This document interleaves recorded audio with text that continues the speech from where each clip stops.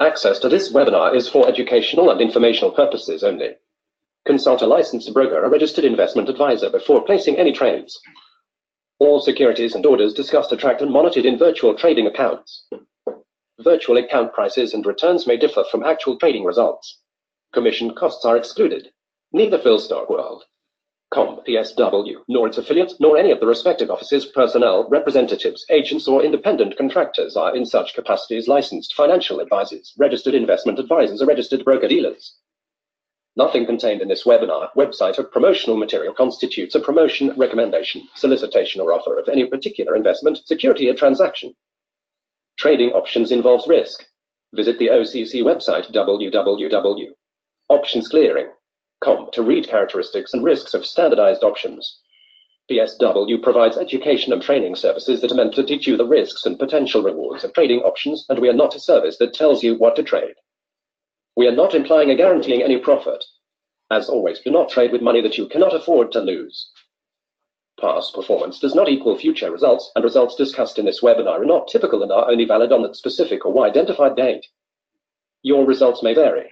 By accessing this webinar, you agree to hold the above harmless from any loss as you may incur as a result of information discussed in the media are identified above.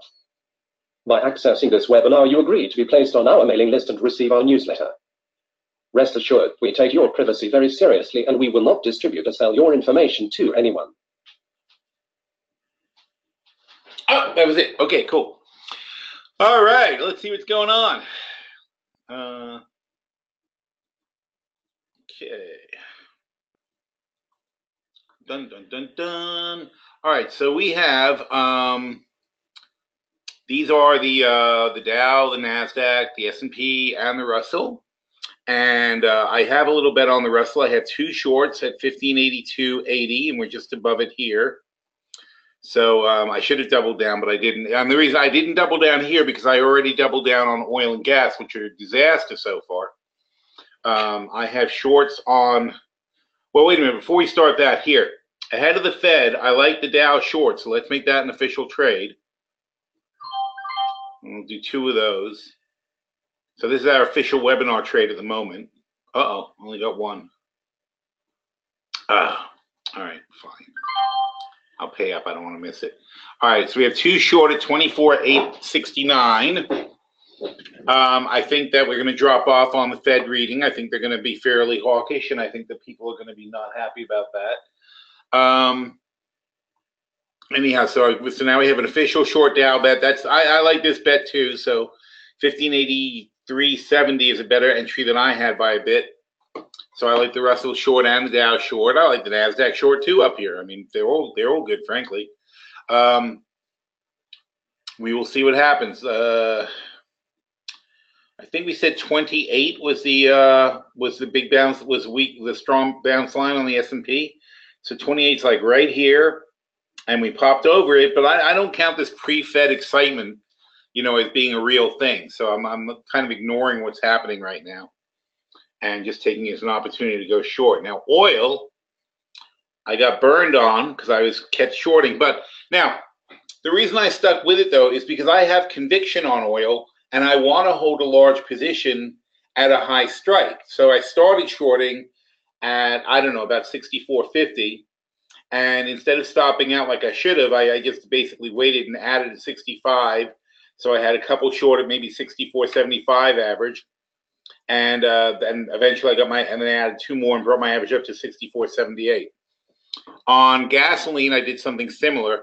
So in other words, I know that I don't want to make light of $1,000, but I mean, I know $1,000 seems like a big loss, but I didn't care about the money. I didn't care about the loss. I care about establishing a good sized position for the short. Gasoline too. Gasoline, I'm down $2,000 on that side so far. I was determined to keep shorting it at $2. I'm up to 199.82. So I'm at my $2 mark. So since I'm at my $2 mark, I'm not looking to add more. I want it to be short gasoline at $2. The fact that it goes over doesn't matter to me. I wanted to have a bunch of short gasoline contracts at $2. I got 6. I didn't think I was going to get any. I didn't think I'd make it to $2. I'm thrilled to be short at $2. The fact that at this very moment it's against me, that's not really relevant. When you're shorting when you're shorting with conviction, you got to accept the fact that, if you're going to go into something, you say, you have to say, I don't care if it goes higher than this, I'm still going to keep shorting. You have to accept the fact you're going to take a loss. And by the way, this is certainly not for everybody. It's a very dangerous way to play the futures. You can make a ton of money, but you can also lose a ton of money. And you have to be, really ready for that. Just like anything. Just like if you go gamble and stuff like that, you have to. If you're going to put thousands of dollars on the table, you can lose thousands of dollars. That's the sneaky thing about the futures is you can lose thousands of dollars and you don't even realize that when you thought you were only risking a few hundred. Some very nasty stuff happens in the futures. But again, now we're going to see if my premise plays out. But I thought that right about 1 o'clock, when the EIA report comes out, the full report comes out, we would see something that doesn't show a lot of demand for gasoline. So let's see. Here's the report. This is March 9th. Hopefully, if I refresh it, it'll become March 16th. Aha, look at that magic. All right. It's because they use the same PDF link all the time, so they only shows the freshest one. So,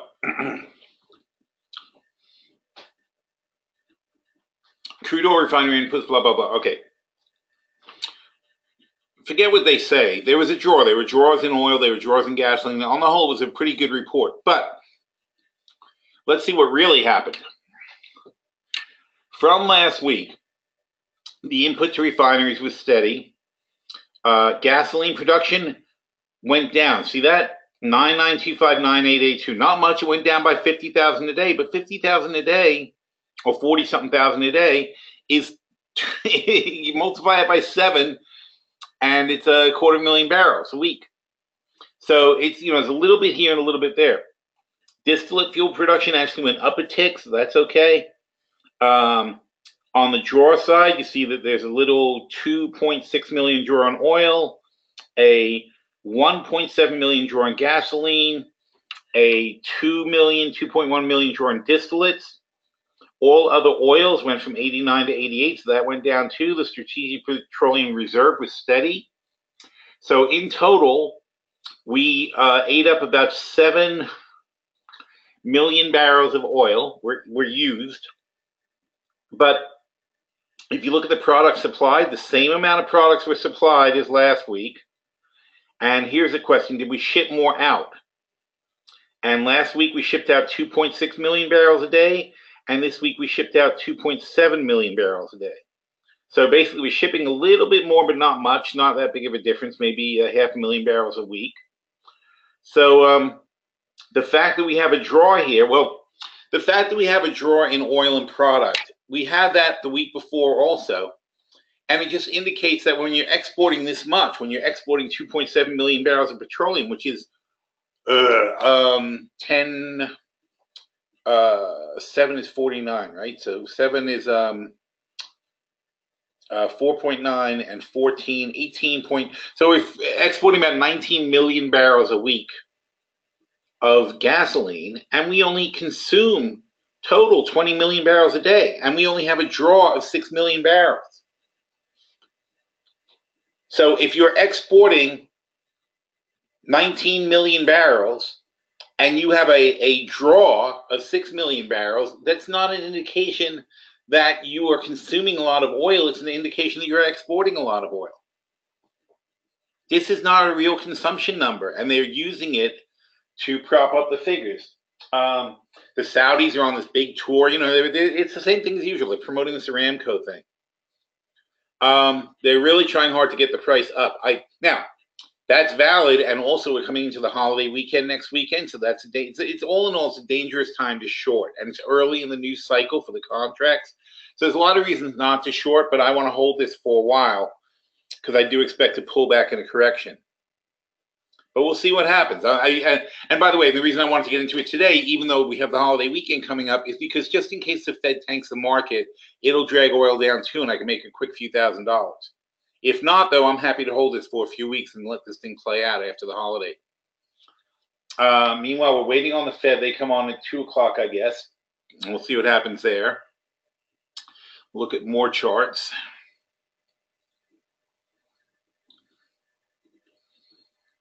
See, silver popped up, gold popped up. Where's the dollar? Dollar. Huh. There's natural gas. There's Nikkei. Here's Brent. Here's gold. Here's silver. Here's coffee. Didn't have the dollar. Okay.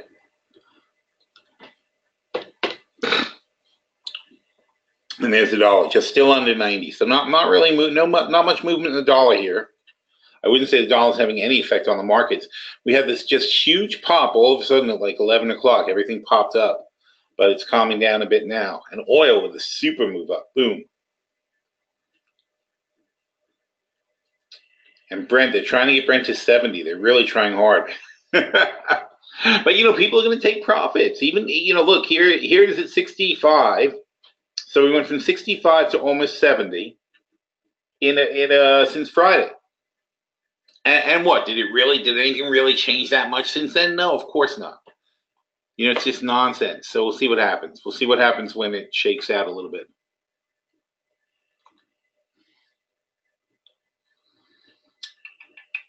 Sri says, if I have you order myself, no, you don't. My learning process, please, how do you pick the upper limit on call spreads? Example, CVS.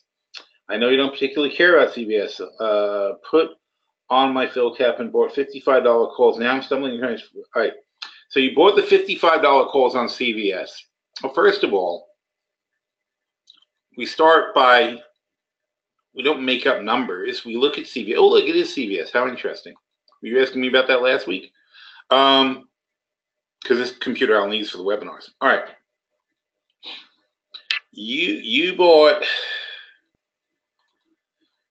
So Sri says he bought the $55 CVS calls, and I'll assume 2020. I don't know what he actually bought because he doesn't say, and I have no idea what price he paid for them. But so the $55 calls are in the money, and now he's saying, what should I cover with? Well, that's irrelevant. The question is, what's the target that we want to use?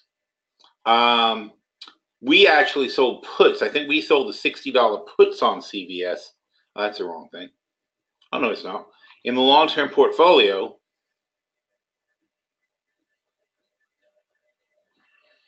CVS. Here, we sold the $60 puts for $5.40. That nets us in for $44.60.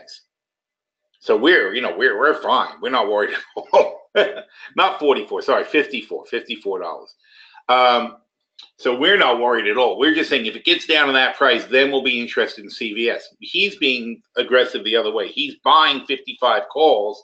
So instead of doing what we did, when did we do that? That was last week, right? 14th. So basically last week.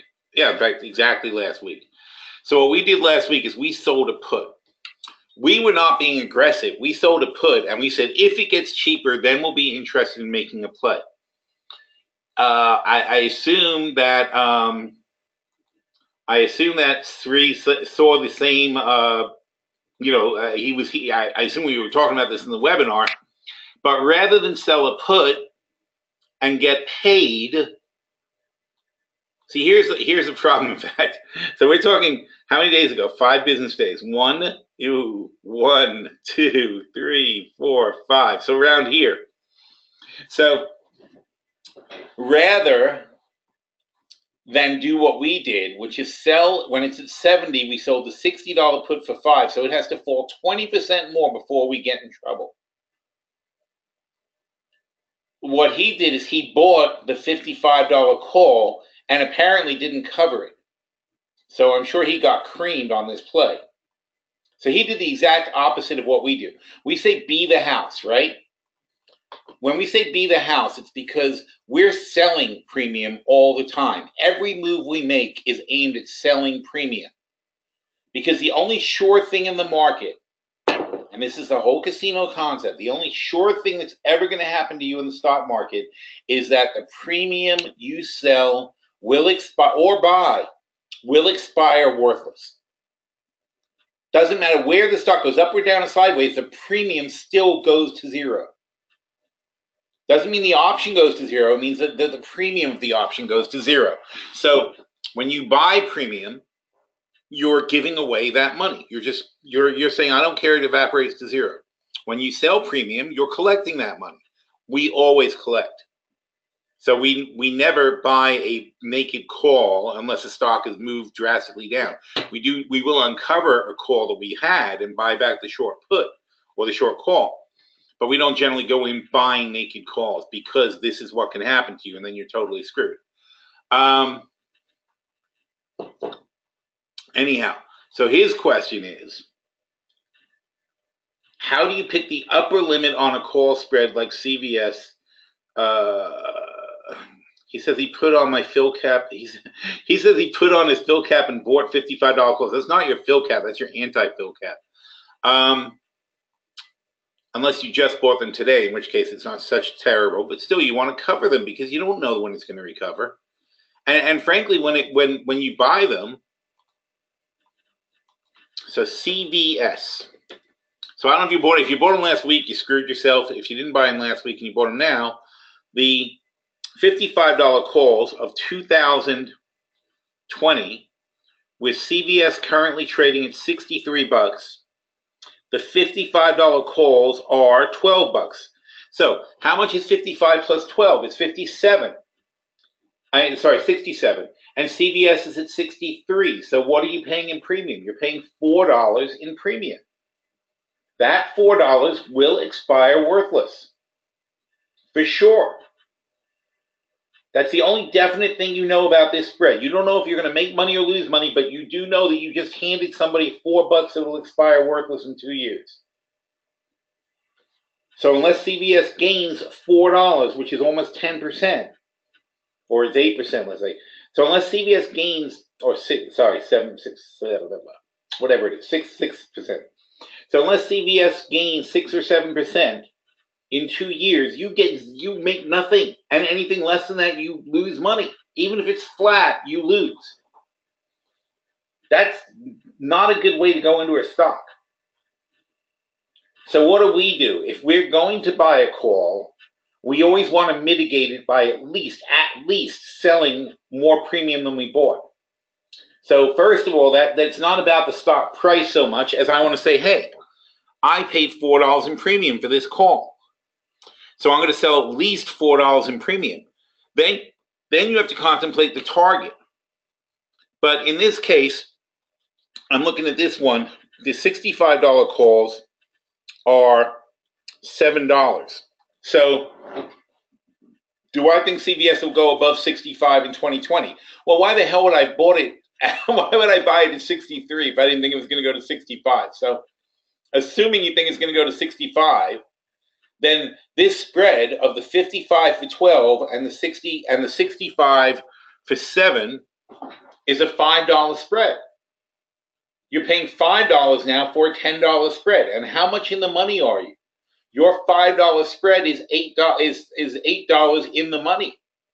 So now you haven't bought $4 worth of premium. You've collected $3 worth of premium that you know for a fact will expire worthless. So now you have an advantage. And you paid net $60 for a $63 stock. Doesn't that sound more intelligent? Don't you have a better chance of winning? And look, this is and then you pair that with the short 60 put. You can even pair it with the short 55 put, which is almost $5, and you'd have a no-cost trade on a $10 spread. Because anything else you guys are doing is greedy. I'm telling you that right now. All this bullshit about, oh, I want to pick the spot and how do you find the maximized profit? Bullshit to maximize profit. Wasting your freaking time trying to make money like that. Okay? Because look, if you sell the $55 put for $5, so if you sell single, okay. Let's say you sell 5 $55 puts. All right, and this should be March as a permanent lesson I want to teach you guys. Let's say you sell 5 $55 puts for $5. Where is this thing? Oh, okay. Here. There. Okay. So you sell $555 puts for $5. What are you doing? You're obligating yourself to buy 500 shares of CVS for $55. For that, you're going to get paid $5 times five contracts is $2,500. But forget that. You're obligating yourself to buy 500 shares of CVS for $55. You will collect $2,500 against it, so your net will be $5,250. Would be your net entry.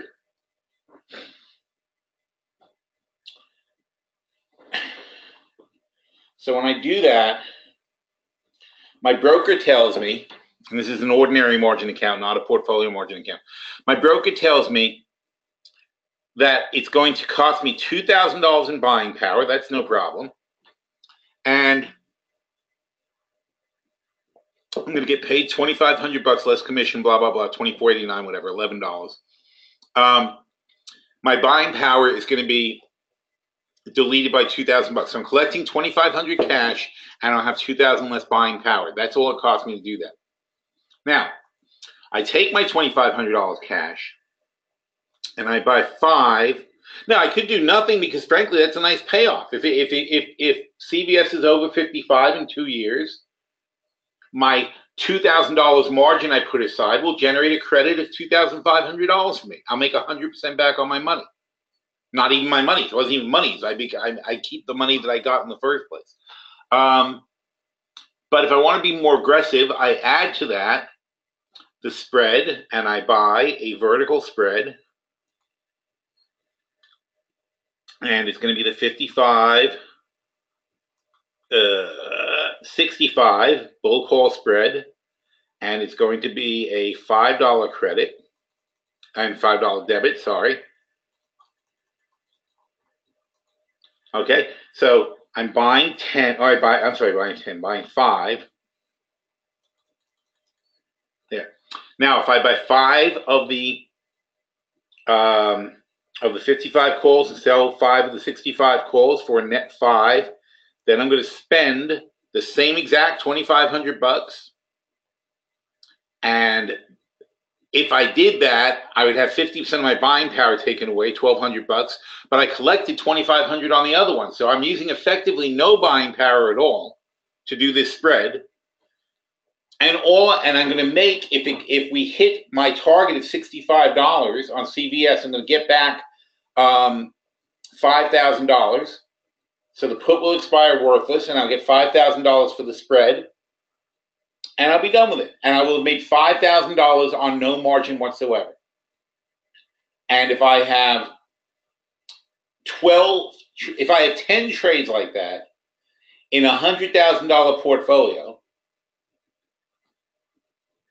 where am I going to be? I'm going to make $50,000 over the course of 2 years. And for just making simple spreads like that, where all I need to have happen is for CVS to go up like a couple of bucks. It's a super conservative play. All right. So that way. If I just did 10 trades like that cost me no use of my margin. Don't forget though, you do have the possibility of it going down and starting to get assigned these things. So you either have to have stops if you don't have the money, or if you have a longer-term portfolio that does take longer-term positions like that, you just want to transfer it in, which is what we do with our short and long-term portfolios. Now, because you have to really want to own CVS for 55. You can't be joking about these things. And if it is assigned to you, it's going to be $25,000. So if you have 10 of these positions and half of them get assigned to you, you're going to use a lot of your buying power in the portfolio. Assumably, you have $200,000 in buying power with $100,000. So you'll be using a good portion of your buying power if half of these things get assigned to you.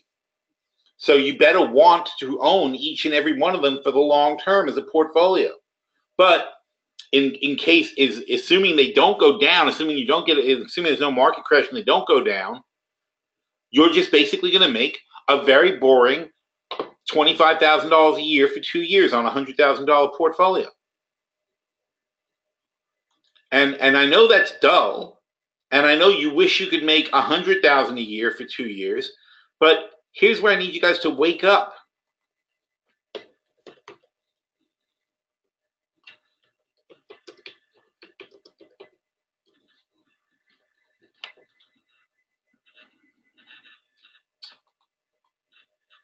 This is very simple. Here's your $100,000.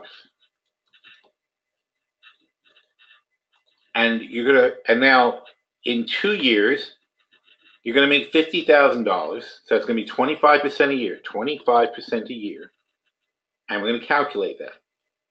So you end up with 156,000 because we're in this thing, it's compounding it. So you end up with $156,000 in 2 years. Doing that very simple, very, very conservative strategy. And I know a lot of you guys are like, well, I want to do better. It's like I'd rather gamble and do better. These trades have 80% plus success rates. It is highly unlikely you're going to get burned making trades like that. These nice conservative trades where you're just betting that a good stock that's trading at its lows will recover somewhat over the next 2 years. That's all we're really betting. You do a trade like that, and if you get it assigned, you're going to get assigned with another 20% discount to where you are now on a good, solid blue chip stock. So in 2 years, you make that.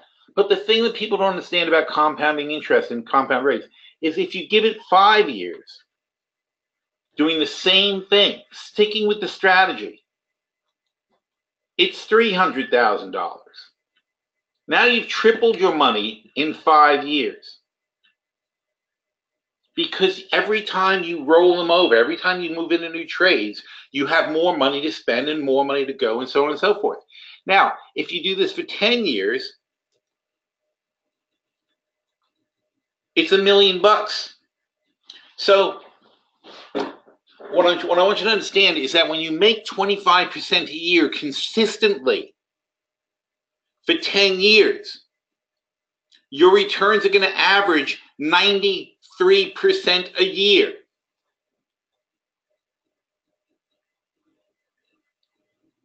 And I'm not, I know that you can gamble and go for it and win some and lose some and maybe make 40% and maybe make 20%, maybe make 10% and have an erratic portfolio, or you can consistently make conservative plays that for an entire decade make you 25% a year, and that's going to make you $1 million. That's going to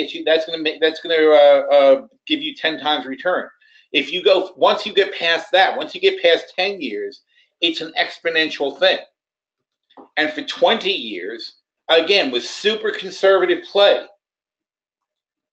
$8.6 million. Now you're averaging 400% per year returns.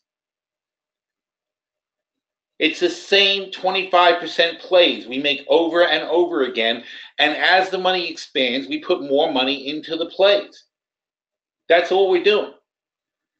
We're not getting more aggressive. We're not going to tighter strategies. Frankly, I would go to a less aggressive strategy. Once I have $5 million, I think I'd shift to a less aggressive strategy because you don't need it. You can get more defensive, not less defensive. And part of this is understanding how much money you actually need in your life. But, everybody here should be playing with these calculators. This is Money Chimp Calculator Compound Rate Interest. Everybody should be playing with these calculators, and everybody should understand how much money they actually need to retire, to achieve their goals, so on and so forth. And, by the way, I will show you the most important thing in this chart. You see this annual addition? Okay, if you have $100,000 to invest, I'm going to assume that you make at least $50,000 a year. Okay, so you can do this, and you'll do very well. You'll make $8 million. Let's go back to 10 years. Okay, in 10 years, you'll have $1 million or close to $1 million, right? That's if you just take $100,000 and just make 25% a year and keep reinvesting it. Of course, you have to do that. All right. But let's say you have that 50,000. Let's say instead of just investing the 100,000 and rolling the dice on that, let's say you added $5,000 a year. Let's say you took 10% of your income and put that in as well. All right. So you're going to take 10% of your income and put that in too. Watch what the difference is from 931 to 1.139. So $200,000 more dollars by adding $50,000 over the course of 10 years. You get $200,000 back. You're getting 4 times your money for everything you put in over every 10 years. When you do it over 20 years, because that begins to compound, I think we went from 8.6, right? So we're up about $2 million. So in 20 years, your $5,000 a year, the $100,000 you put in, becomes $2 million more for your retirement. Again, with the super conservative investing. So if you invest conservatively and if you spend conservatively, you can very easily get rich. I mean, I consider $10 million rich. I mean, it depends on you. But and I'm not talking about getting rich by starting out with $1 million. I'm saying start out with $100,000 and have some goddamn discipline. And stop swinging for the fences. Just learn how to make good, solid, steady trades and let them be, and stop being greedy and stop gambling. How many years have you been dicking around? And if you aren't already a millionaire, then you have been dicking around, because there's no excuse in this market that goes up and up and up and up and has gone up for the last 10 years. There's no reason anybody shouldn't have been able to do this.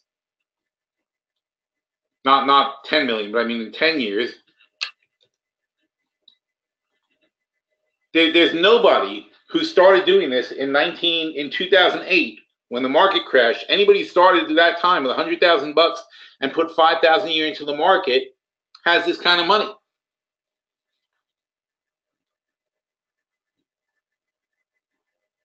That's all you have to do. I put my kids' college fund in this stupid little ETF that tracks the S&P, and that thing is up 5 times. I mean, that's a totally mindless little portfolio, and that made 5 times back.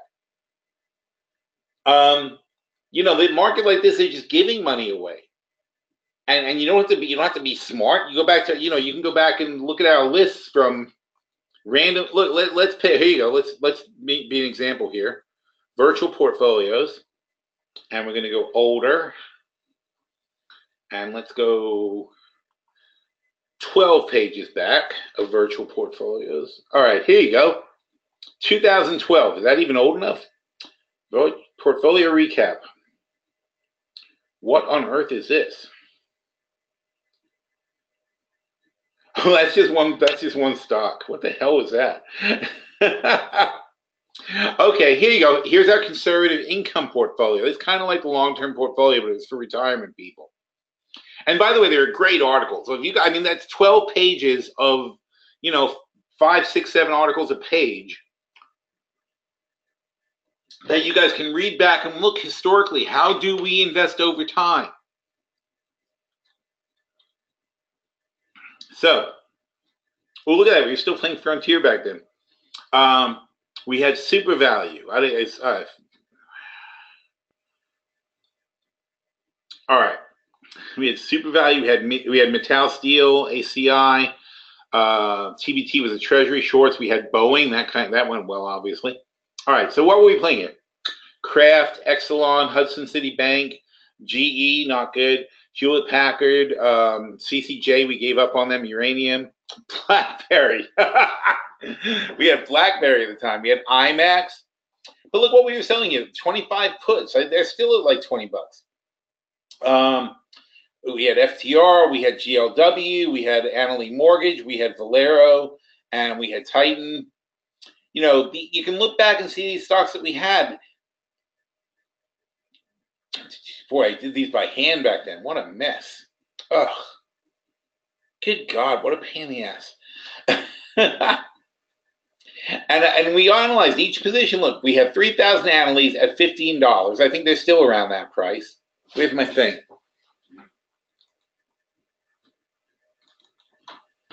NLY. They're $11 now. So where are we?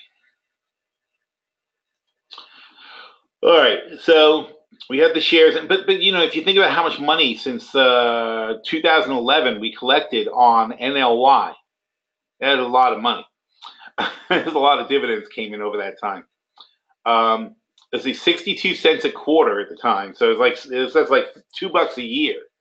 So who cares if it's $11 now if we've collected 7 years times or 6 years times $2 is $12. So we collected $12 in dividend. Whatever's left in the stock is a bonus. Same thing with AGNC, FTR. We paid that huge dividend all these years also.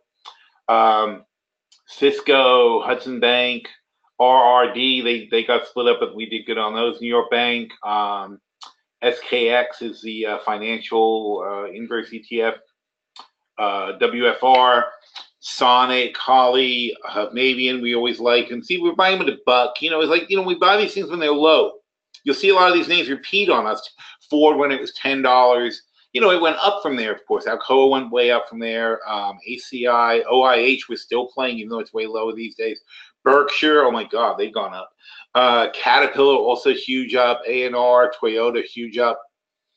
But anyway, you can see these are just very simple conservative plays that we would make. The same crap. 80-95 bull call spread for Caterpillar. A 34, these are 2 years out. This is 2011 and 2 years out. 30-40 bull call spread. 80-95 bull call spread. 70-82 bull call spread. It's exactly what we're just talking about. I've been doing this for 10 years. I've been teaching people how to do this for 10 years. It's crazy, and I still have to. I understand. It's like, obviously, there's new people and whatever, but it's crazy. And what do we have here? A hedge. We always have a hedge because just in case the market does tank, we want to have a hedge. And what do? We end up picking plays that are going to make like 30 to 40% if all goes well, and then the hedge takes away maybe 10% of that money, and we end up making 25%. And that's our goal. Because we know if we make 25% consistently, and hedging is part of keeping consistent, we will make plenty of money. We will make enough money to retire. We'll make enough money to spend. We'll make enough money for everything in life as long as we can be patient enough to let it grow for 10 years. If you want to be a millionaire in 10 years, the best way to start with $100,000 and to get there is not to try to double your money. You try to double your money. If you fail, you got nothing. Try to double your money. If you have a mediocre year, you got nowhere. You try to double your money. If you double your money and you do it again next year and you lose half, you're back to where you were. But if you do something realistic and put up spreads like this that make 20-25% a year every year, you will double your money in 10 years. No, I'm sorry, you won't double your money, but you'll have 10 times your money in 10 years. Instead of trying to double it up and double it up and double it up, you can just go for it and have 10 times your money. And realize that after 10 years, if you started with $100,000, after 10 years, when you have $1 million, every year after that, when you make 20%, you made your entire original investment plus times 2. Every year you make 20% from there. That's what you got to be shooting for. And you don't try to maximize your returns. It's not important to maximize your returns when 25% returns is stunning. What's important is to maximize your chance of success. That's how you're going to get rich. Maximize your chance of winning, not your chance of returns. All right, now do some questions.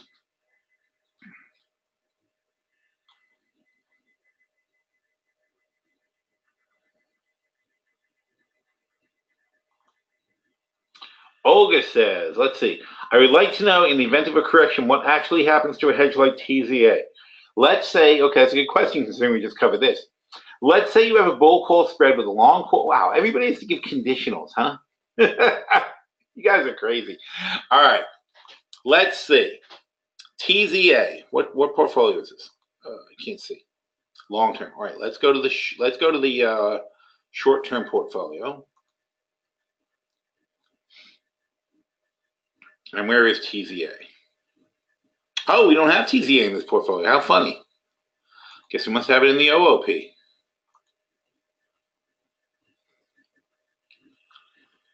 Okay, let's see. There it is. Okay. So you're saying whatever. Okay. Well, okay. What Olga's saying is, let's say you have the bull call spread with 11 and the short calls at 14. We have the 12-20 bull call spread, but her example is valid enough. Oh, I'm sorry. We have the 10-20 bull call spread, and we partly covered it. That's what we have. So my concern is TVZA goes above 14, and somehow a big drop, it gets called away. She's making way too many conditions. First of all, if you have the 11s and TZA goes to 500 million, you still make $3. You make whatever the difference is between 11 and 14. Nothing else can happen. So if TZA goes above 14, no matter how far above 14 it goes, you still get 11 plus 11 to 14 is still your money. If the short calls don't get called away, your short calls are you promising to buy TZA for, I'm sorry, you're promising to sell TZA, the short call. You're promising to sell it for $14. So let's say TZA goes to 20. You have to sell it to somebody for $20 to cover it. Now, the thing is, though, don't forget, they have to give you $14. They're paying you 14, and TZA, you have to cover it. So they pay you $14 when TZA is at 20. You then turn around to the person you bought a contract for at 11, and you force them to sell it to you for 11. You've got $14. They've got TZA. Now you have to cover TZA, so you buy it for $11, exercising your call. You end up with net 3. That's it. So it's not that complicated. A lot of people get really freaked out about assignments and things like that, and the best thing to do is to have it happen to you, because once it happens to you, you go, "Oh, is that it?" It's not a big deal. As long as you're playing covered, it's not a big deal. You just have to understand what it is that's going to happen when you get assigned. But when you see it actually happening, you say, "Oh, okay, you didn't just take it for $14. They put $14 in your account." So if TZA is at 20, what happens is the guy calls away your TZA at 14. You don't actually own TZA. He pays you $14 for TZA you don't have. You're forced to borrow TZA. Okay? And you have to cover it by returning TZA to the person you borrowed it from. You exercise your TZA rights at 11. So you take 11 of his 14, use that to buy TZA from the guy you bought a contract from, and now you keep the $3 and you give back somebody the TZA, and you're done. You're out of it. It's not a big deal at all, in any way, shape, or form. But it sounds scary just because there's moves that you have to make. But once you do them a few times, you'd be like, "Oh, that's no big deal." And in fact, frankly, there's ways to take advantage of it when it happens. But that's level 3 of understanding it. AAP says, "Hi, Phil, still learning. If you have the time, could you talk about the 5% rule and how to read the everyday big chart must hold line?" Okay, also go back in the portfolio thing, go back in the education section. There are entire articles about the 5% rule. I cannot, every time I give a webinar, explain the 5% rule. That would be insane. So we'll see what happens. Howie, is the Fed thing ready yet? No, 15 minutes. Okay. So anyhow. So here's the OOP. That's down 4%. I don't remember what it was down last time. Or was it down? I assume it was down last time. Anyway, so it's kind of drifting along, but so is the market. So I don't have a problem with that. The butterfly portfolio, we finally added to the. Look at this. Remember I told you the butterfly portfolio, like I wasn't worried because as soon as we start adding positions, it starts cranking out money. Well, here you go. Okay, so all we did was add Disney from last time. And these OIH, forgot about these. So all we did is add Disney from last time, and we're supposed to be doing another OIH something. I got to get around to that. And we're already up 3%. So we were down like 2.5%. Now we're up 3%. It's not hard to make money in the butterfly portfolio. You just need the market to calm down a little bit like it has now. And all of a sudden, because we're selling premium, it starts making money. The long-term portfolio, that took a hit. It was 580, now it's 563. That's fine though. I mean, nobody wants to lose $20,000, but like I said at the time, which I quoted this morning in the Post, that was stupid. It was stupid money, and that's why we hedged so much, because it was stupid money. There was no way that was going to be sustainable, because you can't have a market go up and up and up like that. It's not realistic. Even this is unrealistic. You can't make 12%. It's only freaking March. Isn't it? Yeah, it's March. It's only the first quarter. These trades, they're all bullish, because all our shorts are in the short-term portfolio. They're all bullish, but they're only designed. These are the trades. These are the nice, boring trades I'm talking about that are designed to make a 25% return. Not in a quarter, in a year. And yes, I mean, some of them can do better, because the thing is, they're trades that make 50% over 2 years. So sometimes when the market goes really high, they make much more money than you think they're going to make. And some of them make 60% and whatever. But the point being that this is not likely to be sustained. We don't have any real dogs here. That's good. We have, I mean, the puts on the whole are a wash. I don't want to go over everything, but I'm looking for who's a real dog in this portfolio. City so far is not performing well, but not terrible, because we're down 6 here, but we're up 4 here because we covered. So this would suck, but we covered. So what are we going to do? We're going to actually improve this position most likely.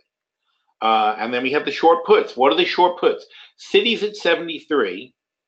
We sold the January 70 puts for $6, $7 almost. So we're in for 53. So I'm sorry, we're in for 63. It has to go down another $10 before we're even worried about owning 1,000 shares of City. So this is not a risky position at all.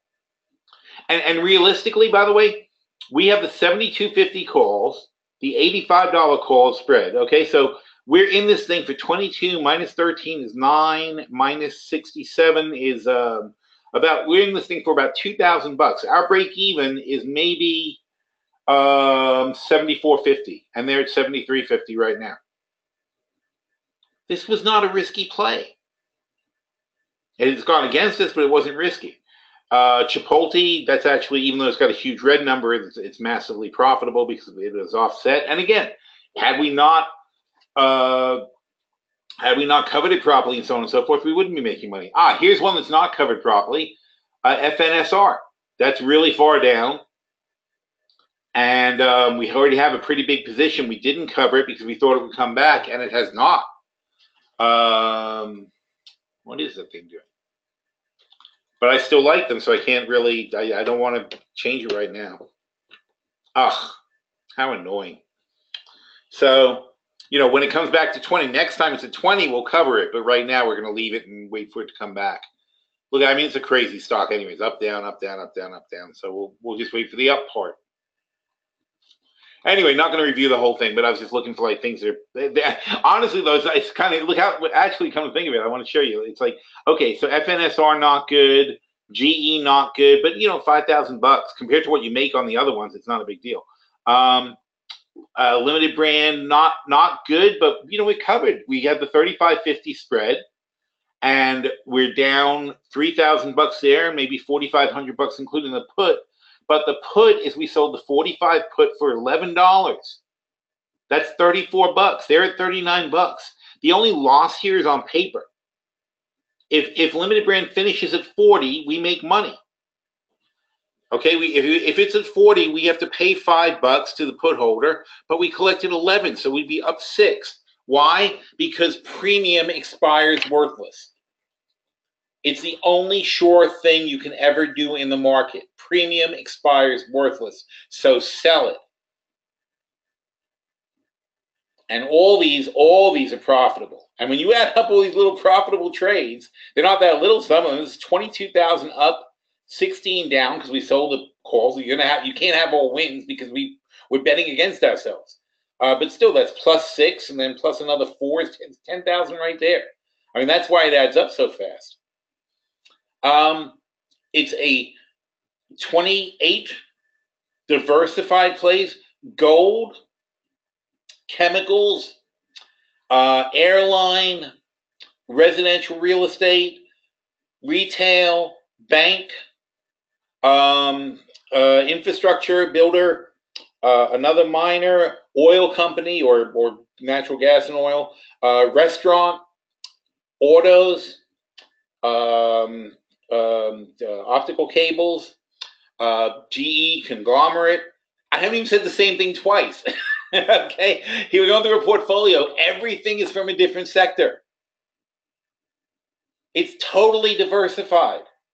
So the only thing we fear is a broad market crash. And in case there's a broad market crash, we have the short-term portfolio. Now, the short-term portfolio is up $50,000 in addition to the long-term portfolio. So now the two portfolios together are up about, in fact, the two portfolios together, I believe last time we did the reviews, they were up about a combined $100,000. They're still up a combined $100,000. Okay, it's just shifted more to the short-term portfolio and away from the long-term portfolio. The two portfolios together are balanced. Because when the market goes down, the hedges make money. When the market goes up, the longs make money. That's fine. Because they both end up making money because we sell premium on both. See, even in the hedge, I'm selling premium. I buy the $8 DXD calls, and I sell the $10 DXD calls. I know for sure the $10,000 I collected in premium on these DXDs will expire worthless. That drops the cost of my DXDs to $12,000.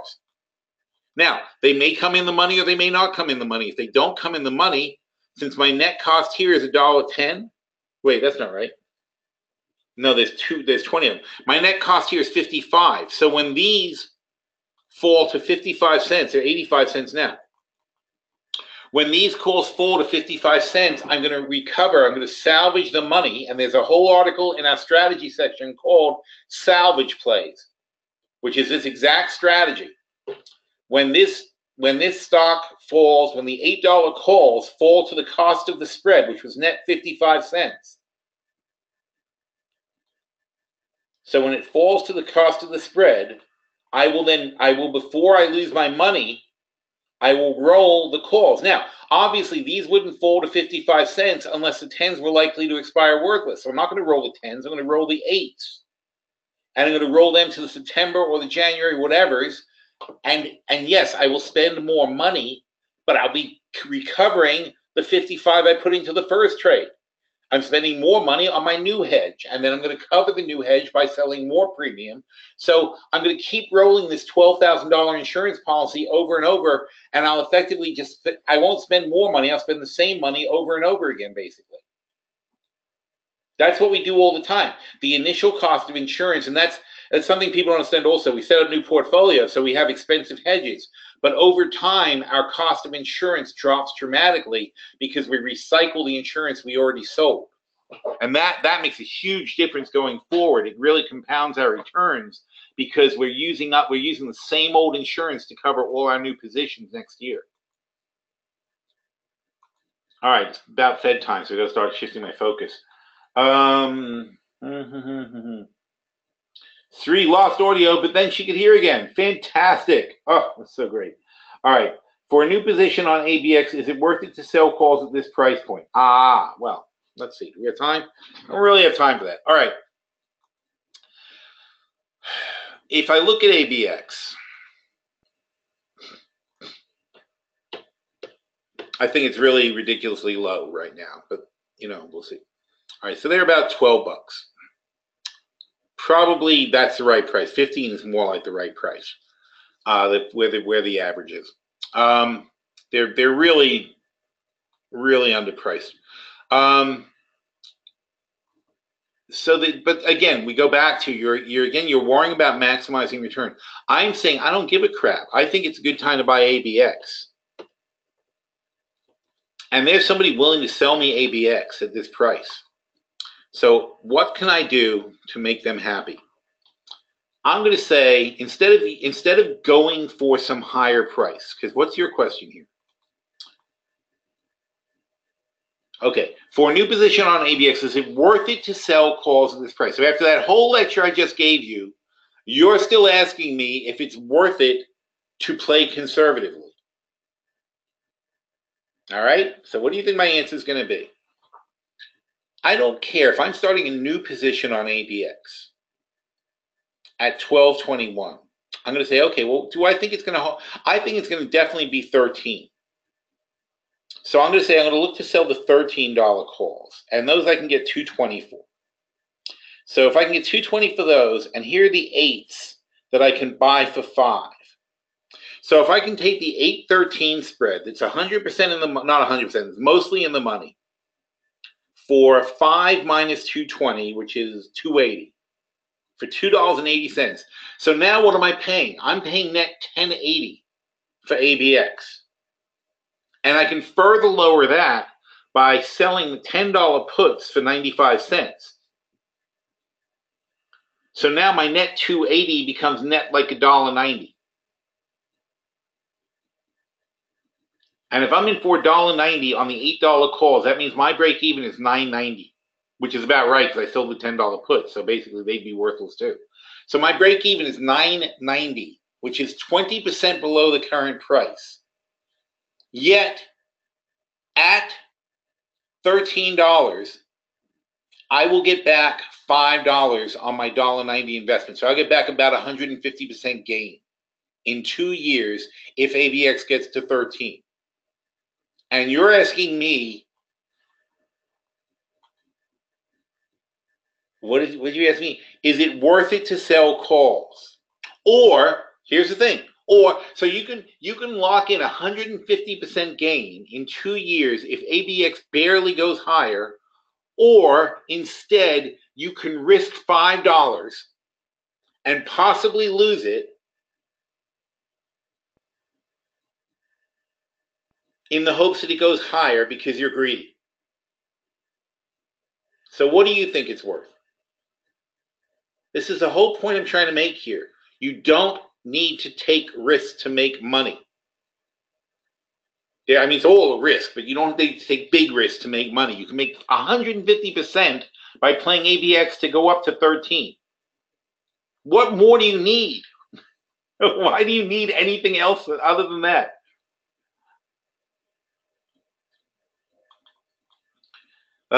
Okay, you're not letting go. Sorry, in a bull call, I meant selling the short call or just going long the call. Yeah, that's what I mean. I understand that.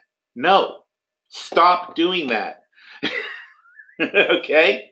This is what I want to do. I want to change your life. I want to tell you, stop doing that. Unless you're an unbelievably wealthy options trader and you want to tell me I'm wrong and that this is how you make all your money, stop doing it and start trying it my way. You are in the premium selling business. You are not in the premium buying business, because the premium buying business is a business for idiots. Get in the premium selling business. That's what smart people do. They sell premium to other people.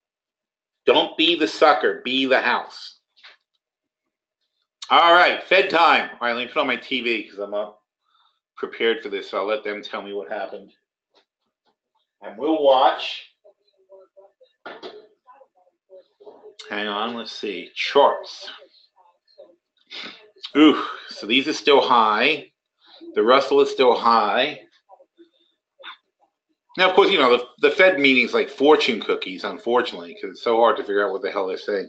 FOMC meeting.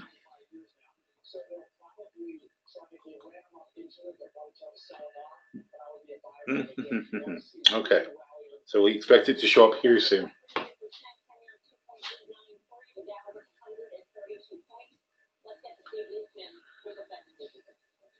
All right.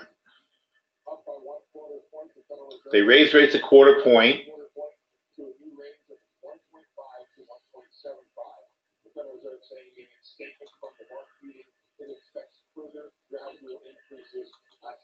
And they expect further gradual increases ahead.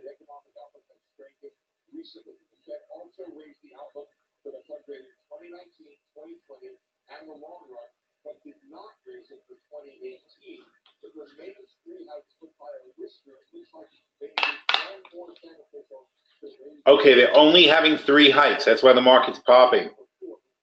At the moment, they're only on path to raise it 3 times, not 4 times. They still are going to raise it aggressively in 2019 and 2020, but there's not likely to be 3 hikes moving forward because somebody didn't vote for it. I don't know where they got all this information out of this statement, frankly. All right.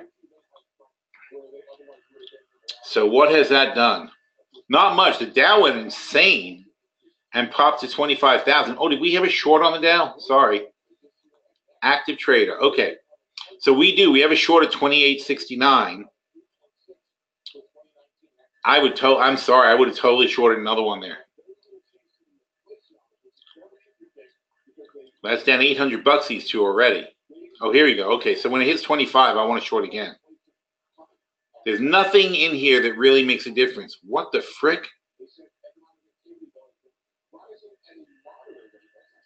How do you keep track of this thing? It's flying all over the place. I was hoping for something more up here to add to. It's already dropping back a bit. See, that was a completely ridiculous reaction. That's a shame because we could have done good on that.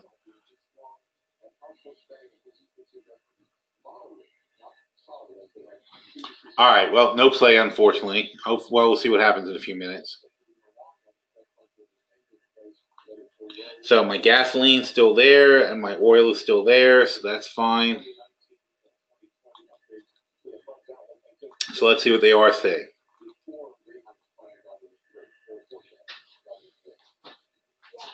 Okay. I don't see why anybody would get excited about this.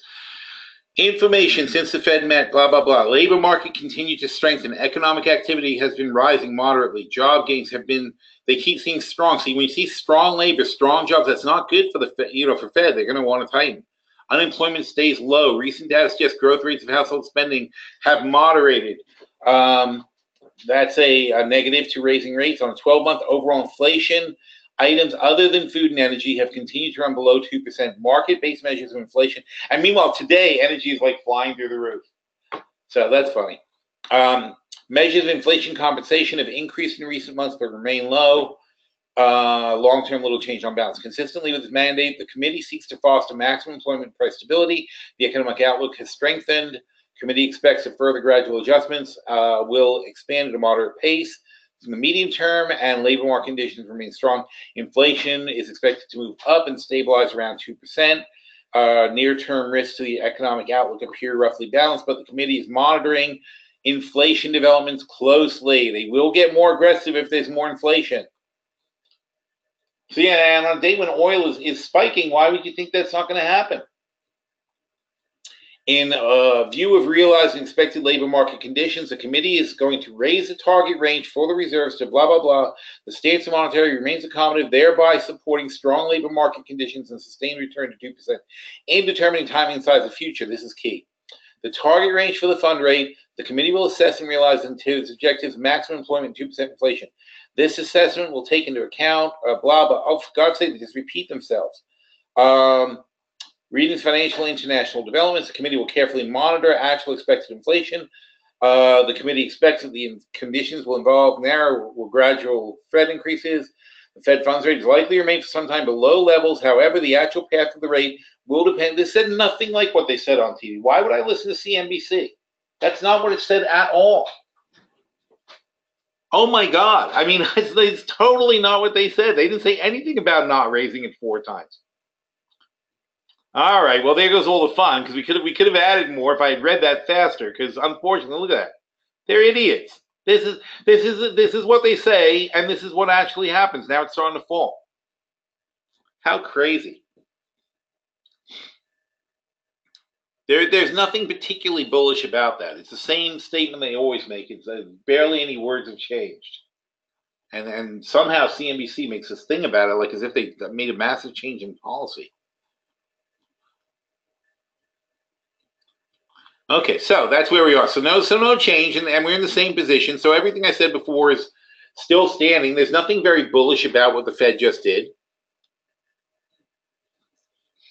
So what we're going to do is we're going to, if we can get another pop. Now you have to realize that this misinterpretation of the statement is going to go around and around and there's like an echo across the world. So we'll see. There may be several waves of reactions of bulls and bears pushing and pulling on this thing. And at this point, I don't think we can get back above this line, which is 24,929. So if we hit that again, that's going to be where I want to add another short, right about here. Oh, sorry, up here. Blah, blah, blah. Okay. Meanwhile, oil and natural gas are both hitting this red line and staying. So I'm basically going to assume we'll pull back from there, hopefully. And there's no particular reason for them to be up and bullish either. And now we'll just take a look and see if there's any actual news that's driving anything. How many points does it Dow up?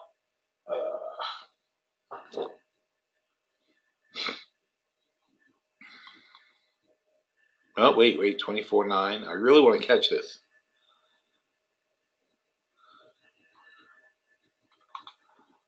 All right. Anyway, so news. Here we go. So, as expected, the Fed hikes funds by 25 points with a new range of 1.5 to 1.75%. It's the fourth boost to the benchmark in 12 months, and the first hike by the Fed under Powell. So his first meeting, he hikes rates. The economic outlook has strengthened of late. So strengthen means more hiking, not less. Check the updated economic projections. The dots continue to point to just 2 more hikes, but a speedier pace of tightening than previously. And then what's more important is in 30 minutes, he's going to make a conference. That's when things are going to happen. Federal Reserve Board projections, accessible materials.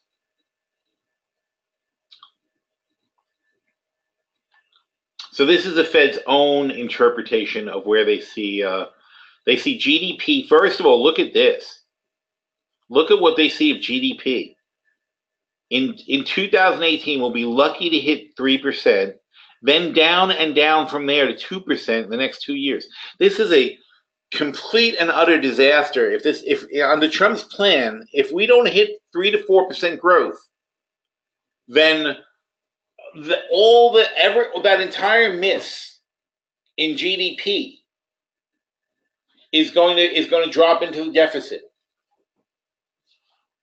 You know, he's projecting this massive growth cycle being kicked off by his tax cuts, and that's how he justifies paying them. Same as always. It's the same bullshit they always tell you. They're going to have tax cuts, and we're going to grow so much it'll pay for the cuts. And then when it doesn't grow so much that it pays for the cuts, everybody goes, oh, well, now we have a huge deficit. What can you do?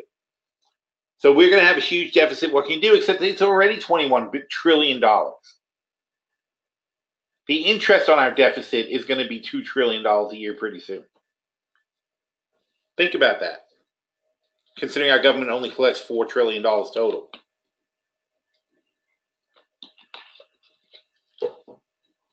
And collects $4 trillion on a $5 trillion budget these days.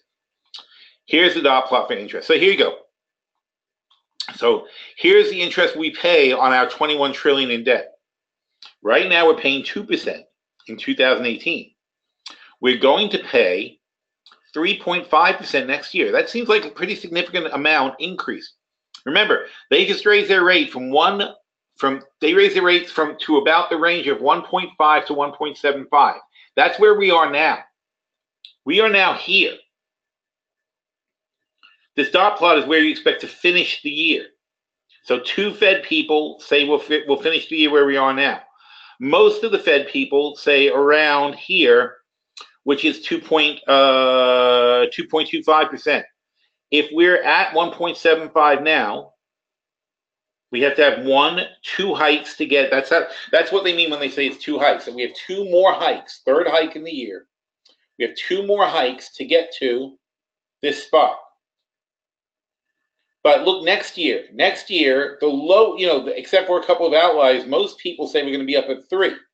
To get there, we need 1, 2, 3 hikes next year at least, and another 1, 2 hikes to get to the medium of the next year, 3.5%. 3.5%. 3.5% from 1.5% where we are now, from where we were yesterday was 1.5%. Going to 3.5% from 1.5% in 2 years is 4 hikes a year. You can slice it any way you want, but it's 4 hikes a year. I do not see how this is so bullish. I really don't. Oh, here we go. Great. Come on, baby. Really? Really? Oh, come on. See, I gotta stop talking to you guys. Look how much money that cost me. I could have caught that. Damn it. Wow, and look how fast it fell back. All right, here you go.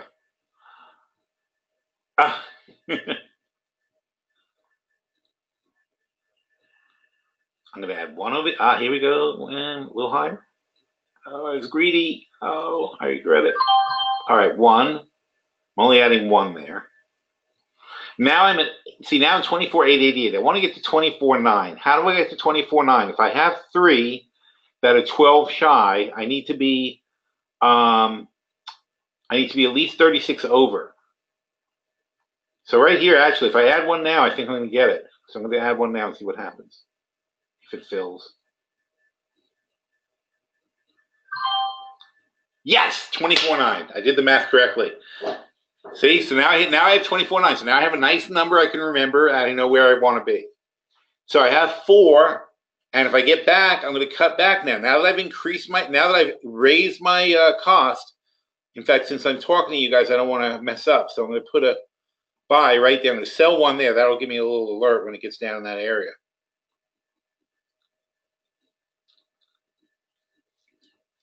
So I raised my basis to 24,9 by adding. And now, of course, I want to reduce back to a more reasonable amount of shorts once I get a pullback. All right, and then we'll see what happens. So from there, we'll play it by ear.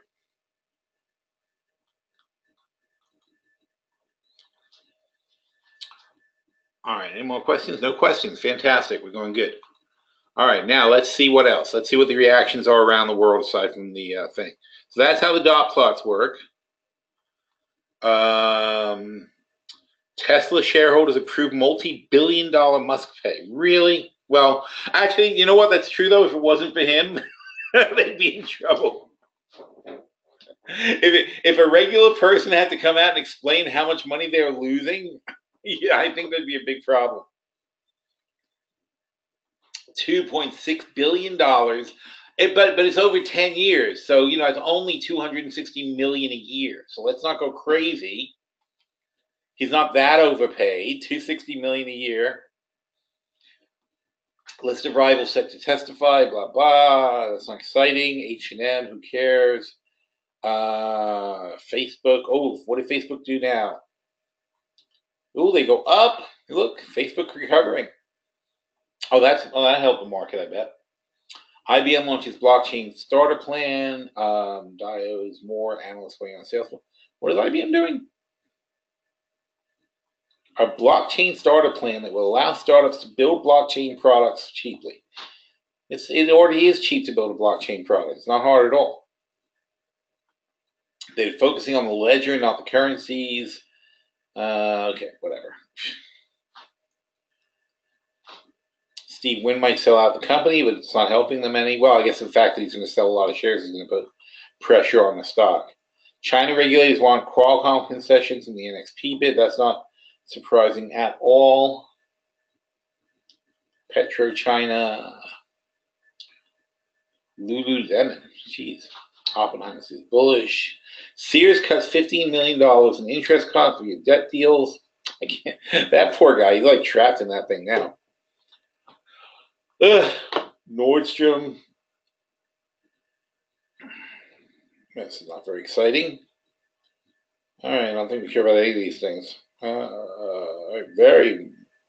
How's the snow look? I'll tell you. Forget the oil. It stopped snowing already. The whole thing was a bust. Everybody's making a big deal about it. Jack in the Box sales Cordoba. How do I feel about that?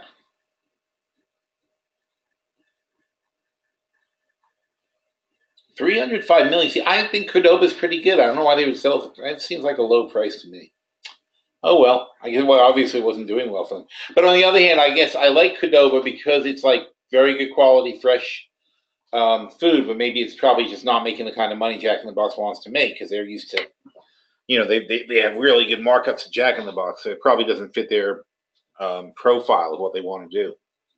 So, they experimented. They came up with a winning formula. They're selling it. They dropped some cash back in the bank, and I guess they'll probably try something else. But I think the problem for Jack in the Box is it just doesn't fit with their overall profit profiles. U.S. drops auto content demand clearing path and afterthoughts. Wow, that's a big deal. So that's why the market took off at 11 o'clock. That happened. I didn't even know about that. And the EIA, like we talked about. All right, so it's generally pretty bullish news. It's nothing bad, and the Fed isn't bad. It's what everyone expected. It's just not particularly good. And then you've got and then you've got to weigh in all the other stuff that's happening. All right, so now we're back at the highs. Now, if I add here's the thing. Every one I add, if I add one at about here at 80, it'll raise it to 24,920. But then I have 5, and if I add another one after that, that's only going to raise them. That'll only raise them all up about 15 points. So if I add 2, I can get it to 35. And I have to think if that's worth it or not, because 35 is not that high over 30, but I have a much bigger upside risk. But you know what?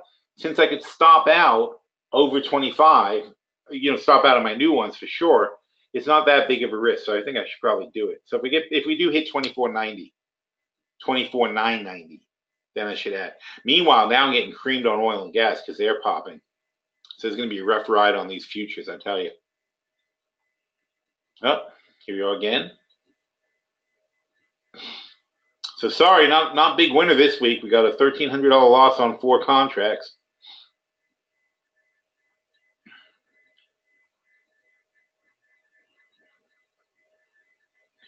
Here we go, a little higher. So I decided I would want to be in at 990 with a couple more. I guess I could go 80.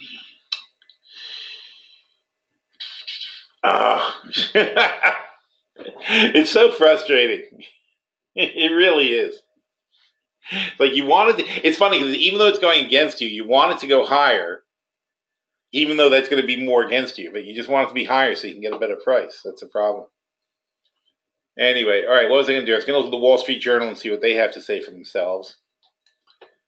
The Husband guy tends to be the definitive Fed speaker. Fed raises rates signals a faster path. Blah, blah, blah, blah, blah. Okay. Nick Timmer, whatever happened to Husband? He's not writing this now. Stock and bond yields are higher. Oh, that's interesting. What do they look like? Bonds. Whoa. You thought the market reaction was crazy. Look at this. Wow, if these guys are going to break down even lower, and they are because the Fed's on a tightening path. See, the bond market's having the correct reaction. The bond market is saying, holy crap, they're tightening more than we thought. And they're going to break down below this one. They're already below the 120 line. They're going to start making some significant breakdowns. If they're going lower than this is going to really cause the bonds to pull in.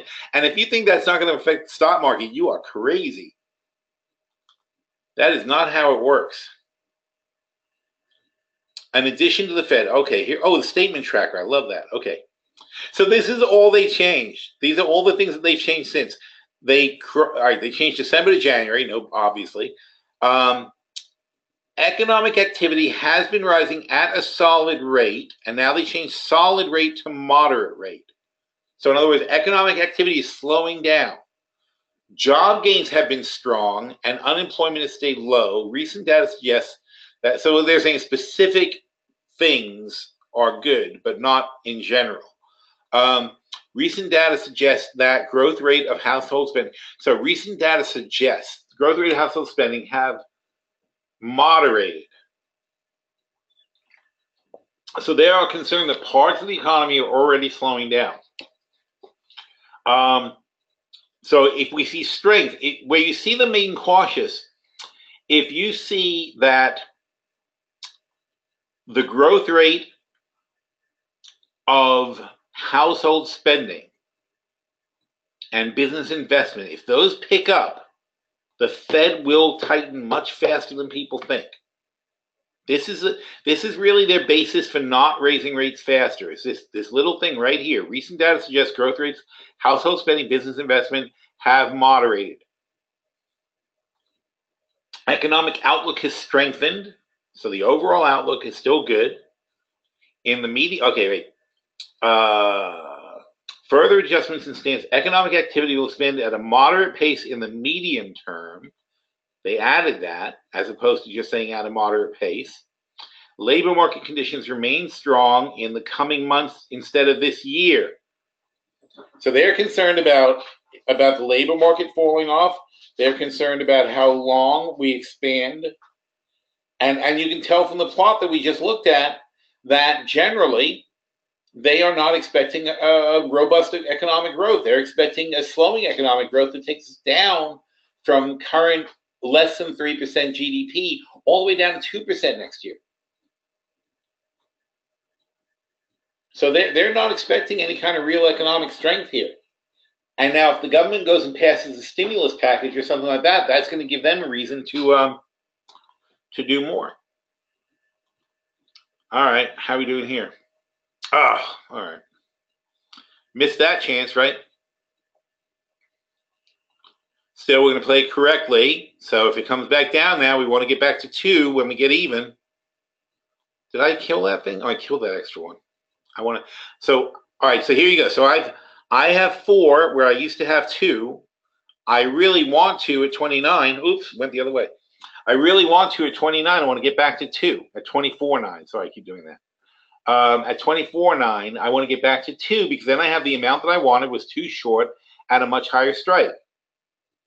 Now, remember when I wanted to double before? If we had doubled before, we would have been able to do our exit here. It would have already happened. But I didn't hit the price I wanted. So there's nothing you can do about it. It's going to go up and down all the time. So there's nothing, you can't catch it exactly. So you really shouldn't take a bigger risk unless it's giving you enough reward to make the risk worth it. And that was not. It really needed those extra 10 points. I needed those. Otherwise, it's not worth it because this thing could still shoot right back up again. Like I said, this is going to echo around the world. Everybody in every country around the world now, people are picking up papers and they're doing what we're doing. They're looking over here and they're checking the Wall Street Journal and they're seeing what they think and they're looking at the plot and they're trying to see what the members are saying and they're trying to piece all that together and come up with a premise for how to play the Fed. So I'm betting that my take is better than the take of all these people, especially my quick take is better than the quick take of all the people who are participating around the world so far.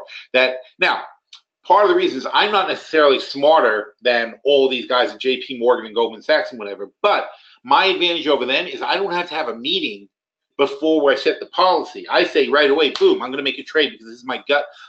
As long as my gut reaction is as good as their eventual reaction.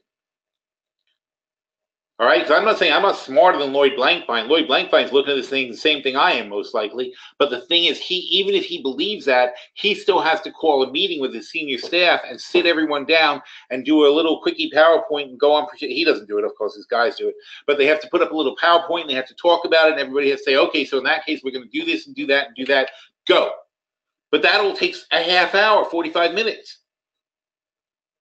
So we're faster than they are. That's the key. We don't have to be better than they are. We have to be faster than they are. We're smaller and we're more nimble and we can react to something before they do. And that's our huge advantage when we make these kind of trades. And then later, just like last week, remember last week, like right at the end of the session, finally went the way we wanted it to. After very frustrating, and it's only 2 hours, but after a very frustrating couple of hours of watching it, it wasn't going anywhere, and all of a sudden it went boom. Right the way we thought. That's how long it took for the proper reaction to sink in. And you have to be patient. You have to be patient waiting for those proper reactions. So it helps if you have somebody to talk to while you're doing it, right? Oh, damn it. What is that? It was right there and then went right back up. So annoying. But I say it to people all the time. A lot of people, like, I'm talking to people about their trading habits and whatever. I say to them, I'm like, get a hobby. You have to have something else to do besides sit there and stare at the stupid screen all day, because you'll always overtrade and you'll always get frustrated and you'll always make poor decisions when that kind of stuff happens. It's hard to help yourself, It's because if all you're doing is waiting for something to happen, you end up getting an itchy trigger finger for it. See that? I'm trying to get it down here. I can't get it. And then what do? If I get frustrated, I go, I'm going to capitulate here. If I capitulate, I lose $50 a contract. I don't want to do that. Now, see that? Got my money. So I'm out one. Now I'm going to have a stop at 24.9. I don't have to get out two. I got out one. I'm very happy. But now if it goes over 24.9, I'm going to get out, which is right now. And now I'm out. So now I only have the two short. I'm up 255 now. Oh, no, I'm sorry. I'm not. I'm even for the day. I'm up $5 for the day. So now I'm back to the two short that I wanted to be at the price I wanted to be at. So my break even is now 24.9. I'm very happy, and I'm happy to ride that out. I can go to sleep on that and not worry about it. 4 is a little uncomfortable because as you see how fast we were down $800. So 4 is a bit much. And meanwhile, I mean for the Dow, because I'm totally fine about being down $3,500 on gasoline. That's because I know gasoline is a ridiculously fast mover. So there's nothing you can do about it. If you're gonna play in gasoline, you're gonna play in oil, you're gonna go down thousands of dollars on contracts because they move that much against you, and it doesn't necessarily mean anything when it does. But for the index, I was going for a much lighter amount of money. So basically, you just have to wait now for your point of view to come across. That's all. I mean, and this one, like I said, I may have to wait a couple of weeks on these because we got the holiday and there's a lot of momentum into the holiday. So we'll see what happens. But I thought maybe the Fed is going to tank the whole market and take this with it. It still might. So we'll see. I just want to make sure I'm there when it happens. That's all. Where are we? Back to the journal.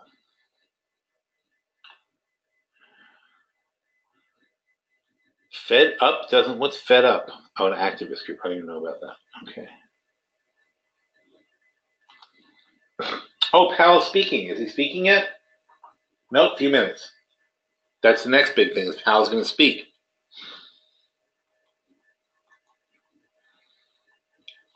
So hope springs eternal. He could say anything.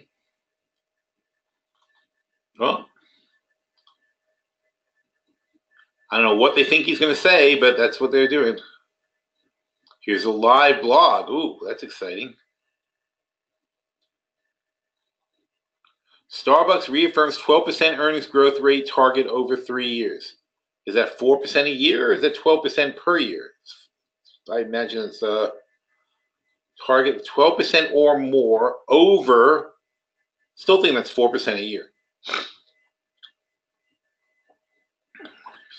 Actually, it's 3% compounded. Really not that good. What's Starbucks trading at?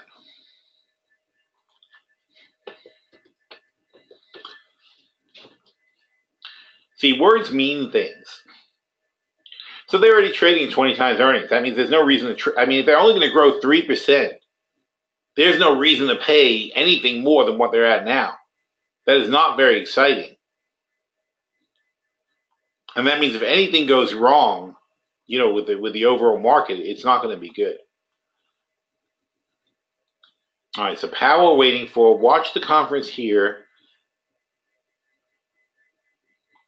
Oh, why does it say live blog? Oh, yeah, I guess this is a live blog. Who knows? Economic projections looking more hawkish. Okay. The cliff notes on the Fed, updated economic projections, stronger growth, lower unemployment, modestly stronger inflation, and higher Fed funds rate. GDP is seen growing 2.7 versus 2.5. In 2019, growth of, and again, that's the Fed 2.5. Trump's the one that's telling everybody it's going to be over 3. In 2019, growth 2.4 versus 2.1. And so the Fed themselves is actually not lowering their forecast, but the forecast is miles below what we're being told by our beloved government. Oh, here comes Powell. Very exciting. New Fed chair. What's he going to say? Hang on. Oh, dear. He's fumbling with the mic. He's opening a bottle of water. It's not a good start. Come on. Get it together. Oh, he's pulling his notes. A brief statement, and then I'll be happy to respond to your questions. The job market remains strong. The economy continues to expand, and inflation appears to be moving toward the FOMC's 2% longer run goal. I don't know if you guys can hear that. Can you hear this? Today to raise the target rate for the federal funds rate by 1/4 percentage point, bringing it to 1.5 to 1 3/4%. This decision marks another step in the ongoing process of gradually scaling back monetary policy accommodation, a process that has been underway for several years now. Job gains averaged 240,000 per month over the past 3 months, well above the pace needed in the longer run to absorb new entrants into the labor force. The unemployment rate remained low in February at 4.1%, while the labor force participation rate moved higher. Over the past 4 years, the participation rate has remained roughly unchanged. That's a sign of improvement, given that the aging of our population is putting downward pressure on the participation rate. And we expect that the job market will remain strong. Oh, he's talking about the aging population. That's not good. The growth rates of household spending and business investment appear to have moderated earlier this year. Gains in the fourth quarter were strong, and the fundamentals underpinning demand remain solid. Indeed, the economic outlook has strengthened in recent months. Several factors are supporting the outlook. Fiscal policy has become more stimulative. Yawn. He's basically reading the statement. Okay, anyway. Could raise the rates. How about RTY? Check your position. Okay, check my position. What? It's the same. I'm sure it was up and down, but who cares? All right, no, it's where I want it to be now. My oil position is concerning. They're over 65 now. That's not good. So it's back to the same thing here. Do I want to add any more? So here, now gasoline 199, if I add it 2015, if I add 2, I'll pick up a half a point. I'll be at 2.05, I think, if I add 2. That's not bad. The problem is though, if it goes to 202, see, once you get to 6, it's expensive. So it's like if it goes to 202 and I have 8, I'm not going to want to add any more. So I'm going to wait because frankly, if I'm wrong, it's never going to come back to here anyway. So I'd rather be wrong at 202 and add some and then get out than be wrong here and then wait till 202 and lose more money on the way up. That doesn't make any sense. If I'm right, it's going to cross back below this line. And while it would be nice to pick up a little extra money, the reality is though the smarter move is to wait to 202, where if I add 3 more, I'll raise my price up by at least 0.5 cent.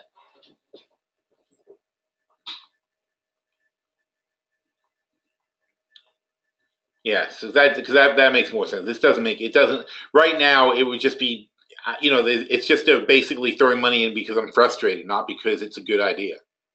Oh, there you go, $200 finally. All right. So fortunately, these were not official webinar trades. Well, they were actually. I'm sorry, they were an official webinar trade. Because when we were up here, I said I still like this trade. So this is an official trade. I don't know how much it's losing. I know I'm losing a lot. But this one at least is making a little bit of money.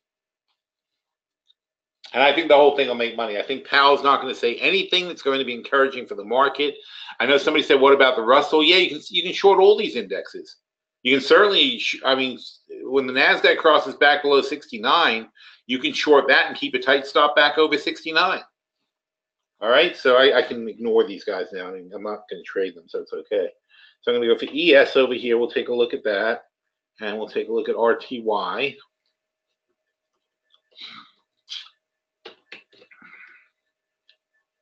Ooh, oh, that's a good one right here. Let's call that. Oh, I already had some. I forgot. Well, I definitely want more of those. All right. So my average there is 1585. I forgot I even had those guys. So that's a good short. 2740 was a good short on the S&P, but we missed that apparently. So meanwhile, now I have 4 short on RTY. I forgot I had any. I would have added those ages ago. That's a shame. But my average there is 1585, and we'll see how it does. So that's all. It's not hard. You know, if you want to short something, you look for what hasn't gone down yet. But in this case, I already had a play. So I wanted to just add to the play that I already had rather than have like 8 different things working at the same time.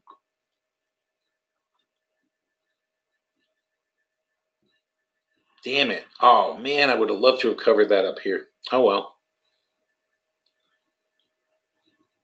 Because then I'd be like the Dow. I'd be in good shape already. The Dow's up $300 now.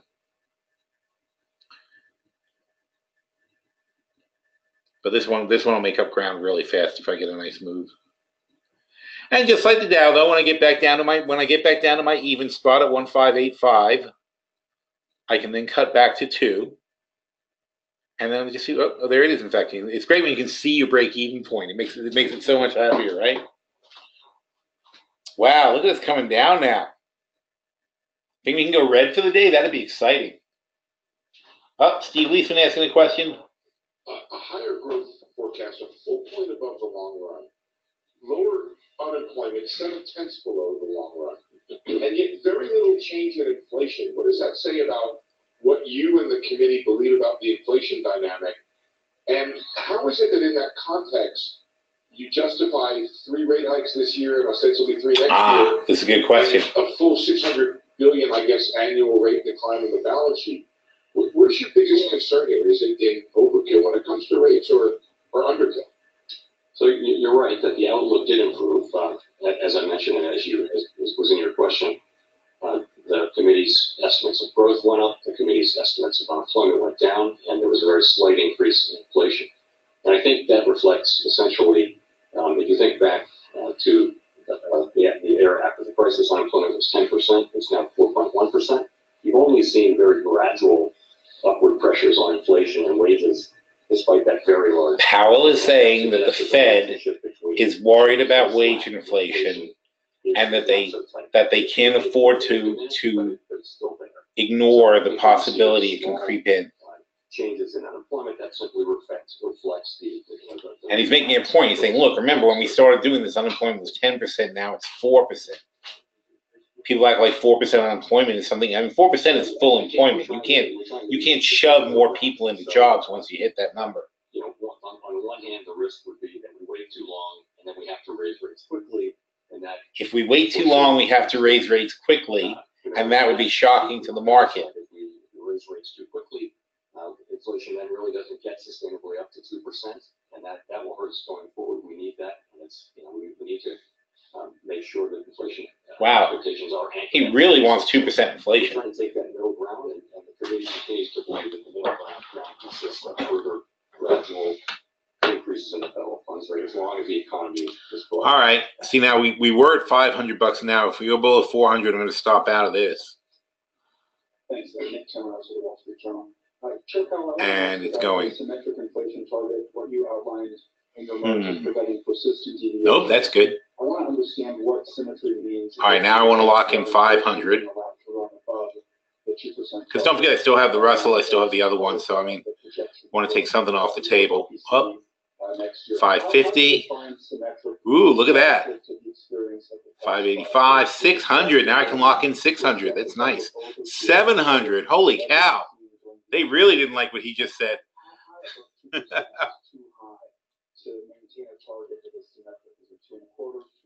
All right, I'm going to take that. That's just greedy.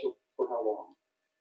So as you know, 775. I knew it. All right, done with the Dow. So there you go. It's a nice $770 gain. Happy with that. Now we got the Russell working, and so hopefully it starts catching up with the Dow.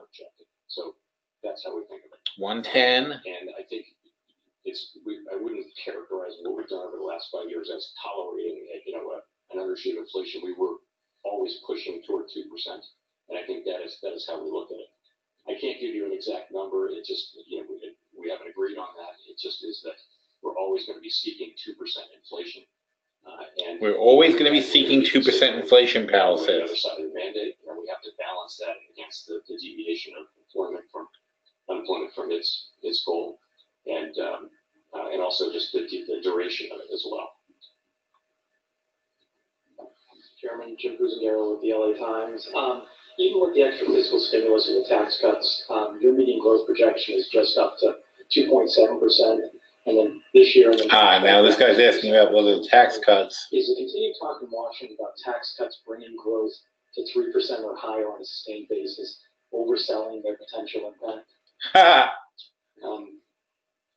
He asked if 3% growth is overselling the impact of tax cuts. The summary of economic projections is really a compilation of the individual rate forecasts. The committee made really one decision at this meeting. Powell is ducking the question. Rate by 25 basis points. The summary of economic projections, which is normal. He doesn't want to politicize the Fed. And you've identified the median as 2.7%. And that's the interesting statistic. I would also say that the central tendency is interesting. The full range is interesting. So you have a range of views around the table. One of the great benefits of our system is that we do have oh my God. And governors with different views, and so we discuss these things. Totally avoiding the question. All right. Meanwhile, discipline time. So happy and happy. There you go. So now we've got mission accomplished on the Russell, and hopefully we can get a nice $500 winner out of the Russell too. But for that I need to break this line though. Now the Dow's breaking its line, so hopefully we'll get the same kind of move on the Russell. Wow, look at these guys come down. Holy cow. Isn't that incredible?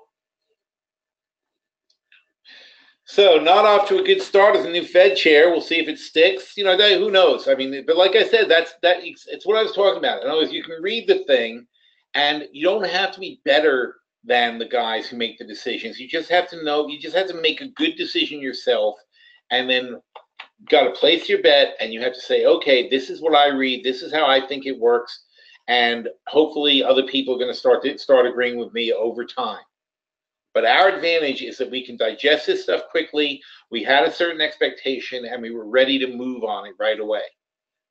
Now I took the bet early ahead of the Fed because I was worried that what if it went straight down without a bounce? But when it does bounce, I'm also prepared to add to my position to improve it. And see, net, I'm only in the two Russell ones that I want. I'm happy to be in the two Russell shorts. I didn't want to make a huge bet on this thing. But if it turned into a huge bet, I was willing to add to it, just like oil and gasoline. If it turns into a huge bet, I'm willing to go harder on it because I still believe in my position. So we'll see what happens. And as far as these guys are stubbornly high, but I think if the whole market tanks, I don't see how oil and gas are going to keep going up. I think the biggest reason oil and gas are up today is because the Saudi guy met with Trump, and Trump was holding up pictures of like warplanes that he's going to buy. And then Trump is going around talking about getting back on the warpath with Iran. And all that adds up to a messy situation for oil. So we will see what happens. So meanwhile, see if these guys are holding up here and they're looking bouncy. I'm watching the NASDAQ especially. If the NASDAQ's looking bouncy, I'll get out of this trade. Because why would I want to give up my nice Dow gains? So this is not going the way I wanted it to. Ow, shit. Oh, wow, that was weird. Even though I went right under it, it gave me a fill. All right, screw it. So I'm down 85 here. So I got 770 here and 85 there. So I'm up 700. I don't want to stick in it because everybody's bouncing. So now I'll see who bounces the highest, and we'll talk about getting back in later.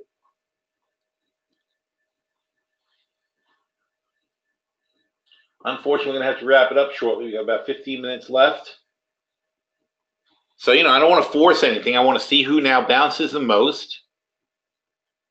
And I'd almost be willing to play the NASDAQ for the bounce at this point, off of this line, off the 75 line anyway. But we'll see. But I'm going to take that money and be happy, especially because I'm still down on my oil and gas. So I don't be like, have crazy bets all over the place. So we're going to be happy with that, and we'll get back to it later. Any questions?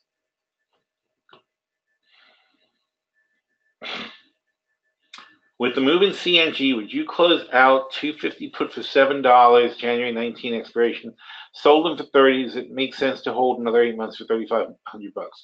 Probably not, Brendan. So Brendan's saying he sold a CNG January 250 put for $30, which is great because he sold it at the right time. And now CMG's moved up. So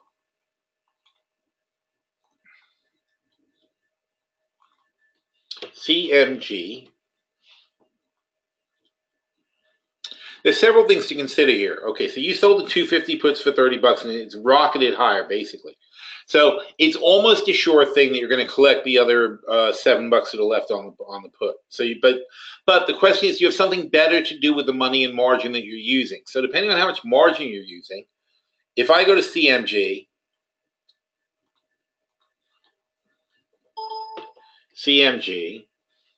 and I were to sell the January 250 puts, was it?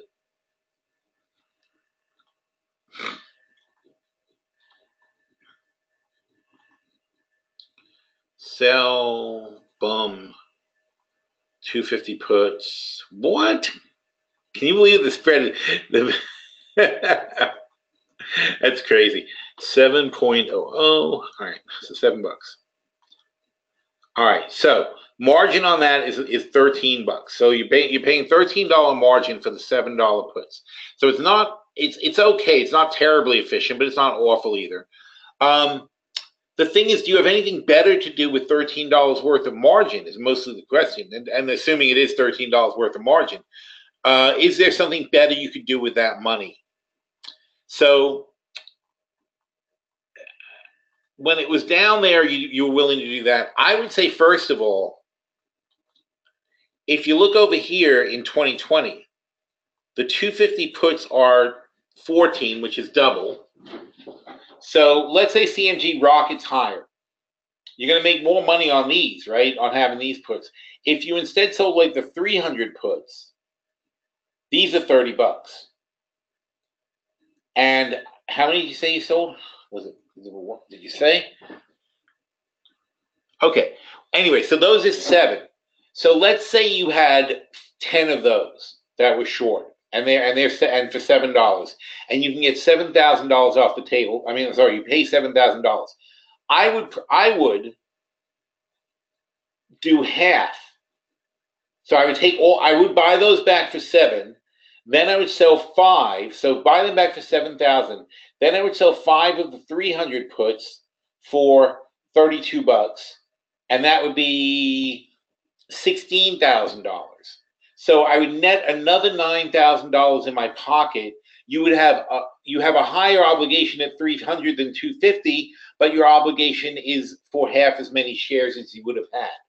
Yet you still have $9,000 in your pocket, and another whatever the hell to gain off the short puts you net $9,000 in your pocket, and you still have the same $7,000 to gain, but now over a longer period of time. But you understand? So I would do that because you would cut your margin in half. If you have more than one, you have to have more than one, obviously. But that way you would cut your margin requirement in half. Even though it's a higher strike, it'd be half as many shares. So you'd cut your margin in half over twice as much time, which means essentially the same margin usage. You're going to get the same $7,000 back against that margin, but you put a quick $9,000 in your pocket. That's the real difference, is the $9,000 you put in your pocket. So that's the way I would look at the trade. You always got to think of like all the different ways you can shuffle the cards and what's going to make the most sense and give you the best return on margin and so on and so forth. Overall, though, unless you have absolutely no need for the margin, you already have a great trade. You already made $23 off a $30 trade. Waiting 6 more months, again, it just goes back to, do you have something better to do with that money? If you don't, until you do, there's no reason to change it, because you're almost certainly going to collect the rest of that money. But what could you do better to make $7,000 with $13,000 worth of margin? That's what the question boils down to. Do you have something better to do? You have something better to do with $13,000 worth of margin. Now, we just talked about a couple of trades that use much less margin than that and make as much money. So it's all trade-offs, and you always have to think about that. And in fact, when we do our portfolio reviews, we look at the positions and say, is this position really the best use of our money right now? You know, and not all positions are, of course, but I mean, some are better than others, but we also want to be diversified, and we want to be protected, and we want to have things that will benefit from different parts of the market. Ooh, Dow's red. Holy cow. Where are we? How is it that? Wait. Oh, how weird. The Dow's red and the Russell shot back up. Oh, no, it didn't. Wait, what's going on here? Oh, no, my chart was off. Ugh. All right, so now I'm missing it, but hopefully oil it's all I care about right now is that oil gets dragged down too. But look at this thing go. Holy crap. Should have stuck with those, right? Much worse than I thought. Is that going to finally get to oil? No effect. You bastards. Not only no effect, but it's actually going higher. Oh, dear. All right, it's going to take me a while to recoup that money. Wow. So the Dow's down 50 points now. So it went from 25,000, a 300-point drop since the Fed statement. That's intense. Gotta love it.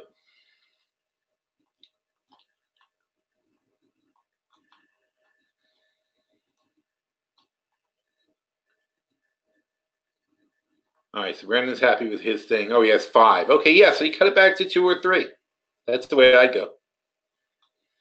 All right, guys, so best of luck to everybody. So basically, look, we're only going back on the track that we were in. Nothing disastrous happened from the Fed, and nothing good happened from the Fed. My objection was that it shouldn't have gone up. We shouldn't have been rallying off of that statement. That was all. And because we got ahead of it, we were able to add a couple of little option trades and made some money. You know, so now you'll know I'm going to be really happy if oil and gas come back down. But right now, and if the market does tank, if it really starts tanking, it'll drag oil and gas with it for sure. Either way, though, like I said, I expect that after this holiday weekend, which is I still got to wait another 2 weeks, but after the holiday weekend, I expect there to be no catalyst at all. You have Easter's gone, and then you have nothing going on in April. And then all the way at the end of May is the next holiday weekend. So there's no real major demand driver for gasoline. And you get into this awkward season between the holidays when there's no vacation, there's no particular heating needs, there's no cooling needs. You don't need air conditioners, you don't need heaters. It's all about just whether or not cars are driving or not. And like I said, we don't have any real gasoline demand. It's all about the exports. So that's my premise for being short and staying short on oil and gas. I think it's just jacked up, and it'll all fade out, especially if we don't go to war with Iran soon, which I really don't think we will. I hope we will. Oh, God, I hope we don't. All right, guys. So that was fun, and we'll do it again next week, all right? Everybody take care. Wait. What's happening? Powell says trade policy is a concern. Yes, trade policy is a huge headwind. It can totally wreck the entire economy. Sri says she has a hard time following the seminar today, keeps fading out and coming back. Did that happen to anybody else? Has the audio been good? Tell me if the audio has been bad. Don't tell me it's been good. Anybody? Nope. Sorry, Sri. I think it's just yours. I don't know why. All right, guys. So we'll see where we end up, and it'll be interesting. I'll join you back in the chat room. All right? Take care.